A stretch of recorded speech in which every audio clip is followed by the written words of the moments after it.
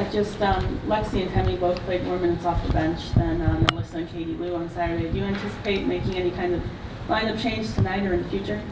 No, I'm just going to put the players out there on the floor that are being productive in the moment, and that changes night to night. The big goal is to win at the end of the night.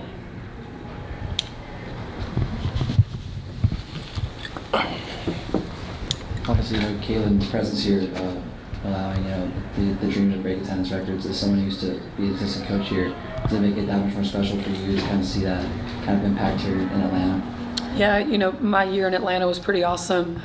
We were packing the arena over there, which was incredible, and the environment was awesome. It was like a party every night. We had a game, which was awesome. But they put a good product on the floor, and that's why people are coming. I mean, they're doing a great job. Tanisha's doing a great job with her team. Go right behind you there. I think that's some mic back, guys. Coach, you haven't seen the Dream since June, I think. Yeah. In June, what are some things, I guess, that have been different from them since the last time you played them? Yeah, I think one of the things is offensively they're doing a few things differently. Really deliberate with their offense, really getting Ryan, now that she's back, a lot more touches, and Leash is just playing like she's capable of doing. They have a lot of threats out on the floor. And with Jordan Canada back now, she wasn't playing when we played them the last time. She makes it really difficult. She's a great point guard. So we, it's just I think both of us are different today than we were back in June. There we got one in the front row here. Go. Coach, you said both teams are different since back in June. What do you think is the most different part of the Fever now? I think just our chemistry on the court, the way we're able to read each other with the offense that we're running. There's a lot of freedom. We've got players that can just make plays, and I think that just took some time to get used to knowing each other and knowing, understanding where people would be. Setting a lot of ball screens and where people would move in those ball screens, and then also learning the defense as well, learning other teams, how people are going to guard us. I know my young team, they had to learn those things and know what those open opportunities would be. Go back behind you there in the second row. Hi, Coach. Question for you. So, what do you feel like you have to do really well tonight to walk away with the win? I think we have to take care of the basketball. That's number one.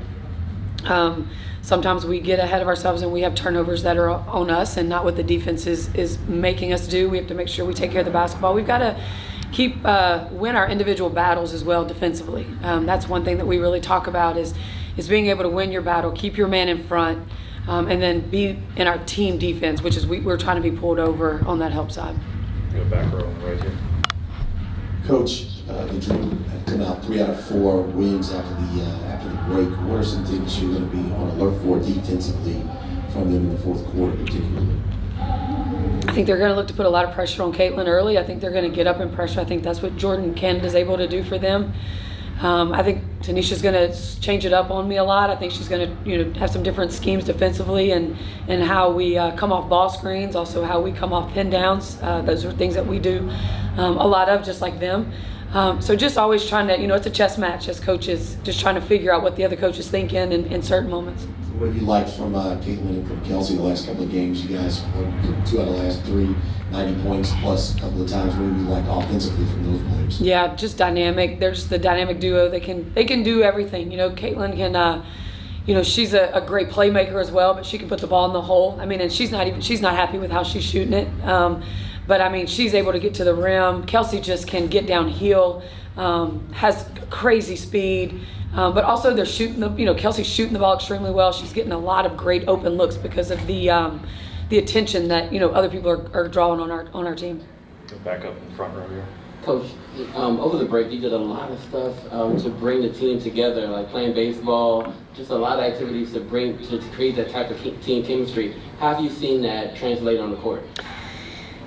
I think for me and just everybody kind of relaxed and you were able to get to know each other, just, not on the basketball court. Personality started to show.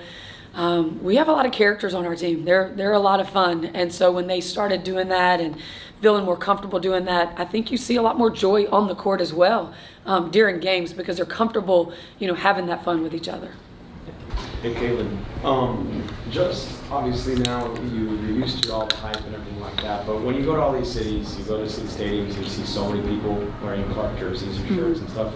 What's that feel like to you, and kind of just, how's that like?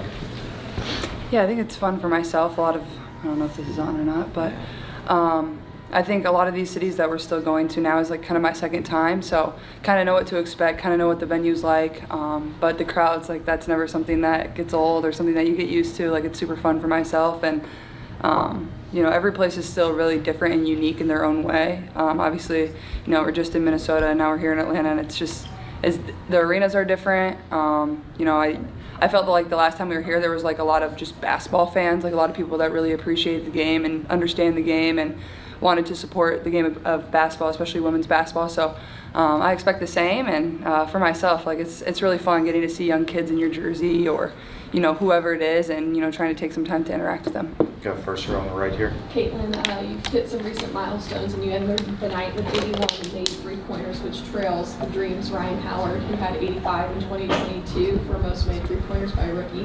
What's your perspective when you hit these milestones and that you can hit another one here tonight in Atlanta against the Dream against Ryan Howard? Yeah, I mean, usually not something you're really aware of until it happens, I guess. And obviously Ryan had a really good rookie season, and she was somebody I played with when I was in high school, and she was in college on Team USA on our U19 team. So, I know her pretty well and how talented she is. So it's definitely really cool. But I think it just comes with playing the game the right way. Especially playing offense the right way. I think our offenses continue to start to flow a little bit more. Has opened up some looks for myself along with my teammates. So just continuing to do that, I think is going to be really important for this group. Stay first row on the right. Caitlin, Coach Sides has done a lot to bring the team together. Like I've seen you play baseball and all kind of different initiatives to kind of bring the team together. Have you seen those things translate on the court?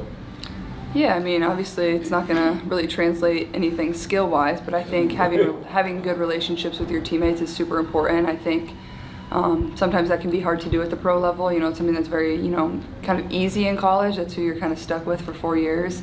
Obviously things are a little different now with the transfer portal, but I think in the pro level you don't always have one time to build those relationships. Like you're professionals, you're trying to go about your business and do all the right things. And I think it was a good break for us, obviously the Olympic break, having that time where we had most of our team together and being able to do some fun stuff away from basketball where the environment's loose and it's fun and you kind of get to know your teammates better and their personalities. And I think maybe it doesn't really need to be on a deep level, but those fun, whether it's playing baseball or putt-putt or whatever it is, like those are fun activities that you get to share with your teammates and be competitive. And I think it definitely helps grow relationships from that standpoint. Got second row on the left. Okay, you all haven't played the Dream since late June.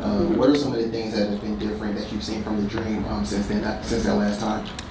Yeah, well, I think both teams are very different in the ways that they play. Obviously, the injuries that they had, I think they're starting 2 or 3 different people differently than what we played them when we played them in June. So you can go back and watch that film and watch some of what they did, but you try to watch more recently of what they've done. They're really good in transition. They have really good ISO players that are really good one-on-one, so you're gonna have to be able to guard your man. But I think our team defense is gonna be very important. I think we're a step behind versus Minnesota, and that's not something we can do tonight. Is like we really got to pull over in rotations and be there for our teammates because they have some very talented players on this team. But I think they're running some different sets as well too on the offensive end, and being much more intentional in that action. So just preparing for that too. Got second row or all the way back on the right, Caitlin. Caitlin, how do you describe where you are now as opposed to the start of your rookie season? You've had the break, you've had a couple of wins now after the break. How do you feel now as far as the mental and the physical aspects of getting the leadership and your legs and your mind together for this second half run? Yeah, I'm just trying to take it game by game. I feel the best I've probably felt all year long from a comfortability standpoint, but also from just how my body feels and understanding the game and everything like that. I still feel like I'm learning every single day, and I still feel like there's just so many areas for me to continue to improve. And I think that's the most exciting part for myself, and I think also for our team. Like, you still find areas where we kind of have a lapse, and that was the case versus Minnesota, where I think Christy broke it down, and in about like 6 minutes of gameplay, we gave up like 30-some points. So it's like those little margins, you can't make those mistakes versus these teams. It really costs you. You can maybe give it up one time where they go on a little run, but you can't give up 2 or 3 runs. It's really hard to recover from that. So I think just continuing to push myself and be a good leader and find my voice too. Obviously that can be hard at times as a rookie and as a point guard, but that's something that's going to be very important for this team down the stretch. And you know, every single game is going to be very important for us, and you know, obviously this one's especially important. Good. Last one on Zoom. Matt, want to go ahead? Yeah, hi Caitlin. Just to kind of follow up on the end of your last response, you know, the Dream are only 2.5 games out behind you guys, so tonight's going to be important for playoff positioning. Has that been a message that you and your teammates have been kind of internalizing in the lead up to tonight? You know, I don't think that's not a conversation that we've honestly had. I think everybody's aware. It doesn't really need to be spoken. If you know, are following the league, it's very evident of, you know, what it is, and obviously the playoffs are where we want to be, and we know how close that race is going to be. So every single game is important, no matter who you're playing, whether people are, you know, have already clinched their playoff spot, whether they might not even make the playoffs. Every single game is going to be important for us down the stretch, and I think every person in our locker room knows that. But I think we're just trying to go one game at a time. You know, even if you lose this game, not all is lost. Obviously, we come into every game with the mentality to win, but you know, this is a very tough league. We understand that and we know that, and I feel like we're playing good basketball right now, so just continuing to try to carry that through this.